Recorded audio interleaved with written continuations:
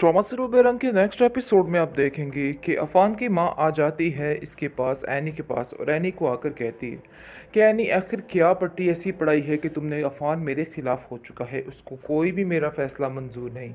आखिर ऐसा क्या कर दिया तुमने? जिसको सुनकर वो कहती है ये तो सिर्फ सिर्फ आपका वहम है, ये जाकर खुद अफान से पूछिए, मुझे इस बारे में कुछ भी पता नहीं है।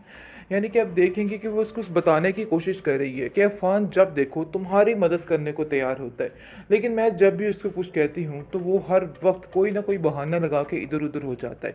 मुझे कुछ समझ नहीं आ रही, अब ये सारे काम सिर्फ अब तुम्हारे तो नहीं निपटाते रहेगा, उसकी घर की और भी जिम्मेदारियाँ हैं।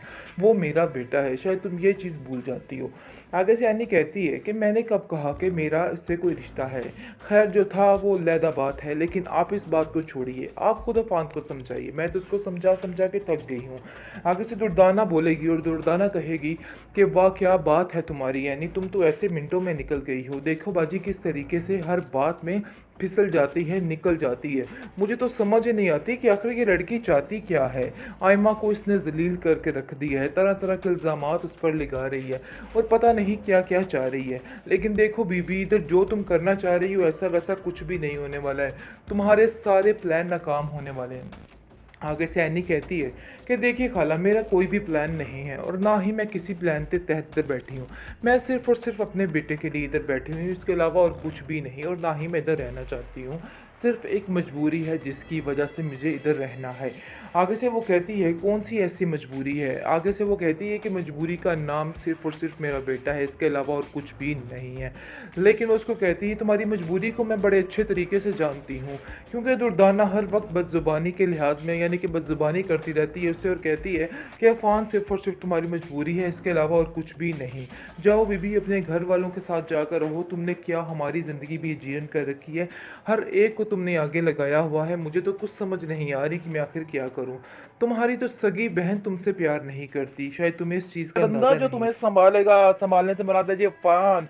अफान है जो तुम्हें संभालेगा, तो इसलिए हम चाहते हैं कि अफान तुम्हारी तरफ हाथ बढ़ाए खुद, तो हम खुद ये बात करें और तुम सुकून से उसके साथ अपनी जिंदगी गुजारो। देखो इसमें कोई बुरी बात नहीं है, कोई मसला शसला नहीं है, लेकिन मसला है जी फाखरा बेगम का। फाखरा कभी जिंदगी में ऐसा ना होने दे। ये हो सकता है उसके दिल में एक लालच आ जाए कि सारा जो उसका हिस्सा है वो भी मेरे बेटे को मिल जाए, तो ये फैसला करने पर मजबूर हो जाए, क्योंकि है तो वो काफी शातिर औरत और ऐसा तो वो कर ही सकती है, उसे किसी किस्म की तो कभी की जा सकती है, क्योंकि एक नंबर की बिजनेस माइंड औरत बनाई गई है और ये बिजनेस करने में वो देरी बिल्कुल भी नहीं करेगी।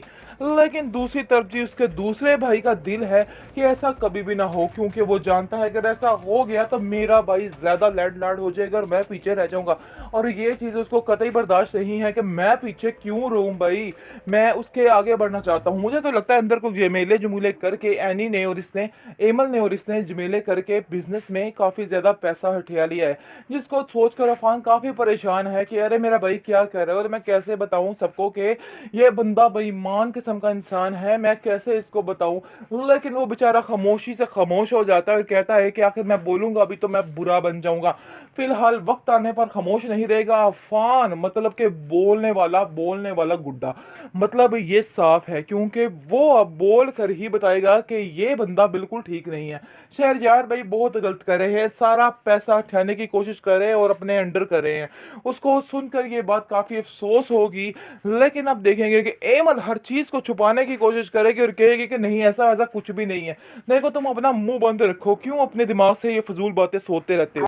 बेहतरीन ड्रामा सीरियल रंग के इस एपिसोड में आप देखेंगे जी जिस तरह से तमाशा बन चुका है बेचारी बेचारी एनी का।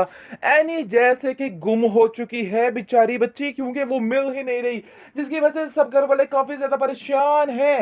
लेकिन हम देखेंगे कि जैसे ही वो मिल जाती है, यानी कि अफान उसकी पूरी पूरी मदद करता है इस चीज को ढूंढने के लिए और कहता है कि आखिर आपको क्या हो गया था, जिसको सुनकर वो कहती है कि मसला ये हुआ था कि मुझे मैं रोज की यादें खींच लाई थी और ऐसा लग रहा है जैसे वो मेरे आगे पीछे ही है, इसलिए बस मैं उसके पीछे दौड़ी चली जा रही थी, दौड़ी चली जा रही, तो बस ऐसा ही सीन हुआ कुछ, तो इसलिए जनाब मैं गुम गई थी और मैं मिल चुकी हूँ, क्योंकि उनको मिल जाती है और अफान उसकी बहुत मदद करता है। और ये चीजें देख के आप देखेंगे कि एनी के घर वाले काफी ज्यादा इंप्रेस हो जाते हैं और कहते हैं कि वाकई में अफान एक ऐसा वाहिद इंसान है जो उसका ख्याल रख सकता है और हमारे बाद उसको संभाल सकता है।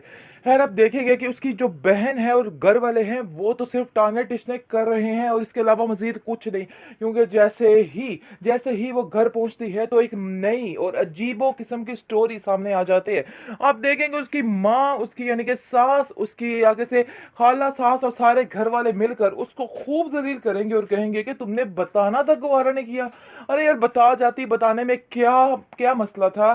खैर ये बता के नहीं गई, इसने ये बात भी एक काम खराब कर दिया। खैर आप देखेंगे कि वो कहती है कि एनी एनी जो है वो कहती है एमल को सारी बातों का इल्म था। पता नहीं क्यों एमल ने आपसे कोई बात शेयर नहीं की।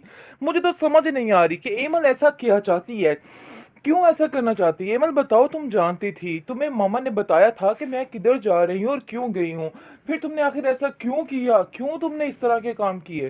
जिसको सुनकर वो कहती है भाई मुझे इन कामों में मत डाला करो, मैं तुम्हें पहले ही बता चुकी हूँ कि मुझे इन कामों में घसीटना बिल्कुल बिल्कुल बिल्कुल बंद कर दो, क्योंकि ये बिल्कुल फजूल है।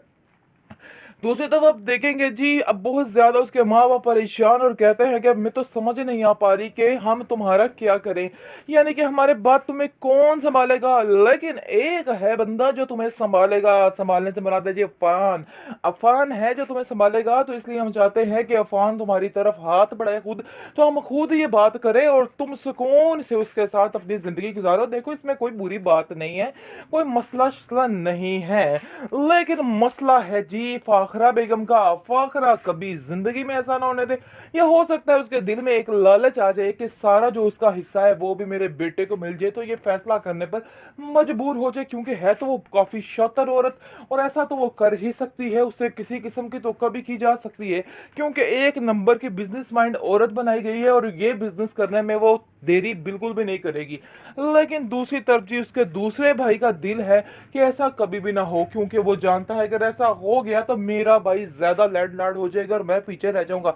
और ये चीज उसको कतई बर्दाश्त नहीं है कि मैं पीछे क्यों रहूं भाई, मैं उसके आगे बढ़ना चाहता हूं। मुझे तो लगता है अंदर को जमेले जमूले करके एनी ने और इसने, एमल ने और इसने जमेले करके बिजनेस में काफी ज्यादा पैसा हथिया लिया है, जिसको सोचकर अफान काफी परेशान है कि अरे मेरा भाई क्या कह रहा है और मैं कैसे बताऊं सबको कि ये बंदा बेईमान किस्म का इंसान है, मैं कैसे इसको बताऊं। लेकिन वो बेचारा खामोशी से खामोश हो जाता है और कहता है कि आखिर मैं बोलूंगा अभी तो मैं बुरा बन जाऊंगा। फिलहाल वक्त आने पर खामोश नहीं रहेगा अफान, मतलब कि बोलने वाला गुड्डा। मतलब ये साफ है, क्योंकि वो अब बोल कर ही बताएगा कि ये बंदा बिल्कुल ठीक नहीं है। शहरयार भाई बहुत गलत कर रहे हैं, सारा पैसा उठाने की कोशिश कर रहे हैं और अपने अंडर कर रहे हैं। उसको सुनकर ये बात काफी अफसोस होगी, लेकिन अब देखेंगे कि एमन हर चीज को छुपाने की कोशिश करेगी और कहेगी कि नहीं ऐसा ऐसा कुछ भी नहीं है। देखो तुम अपना मुंह बंद रखो, क्यों अपने दिमाग से ये फजूल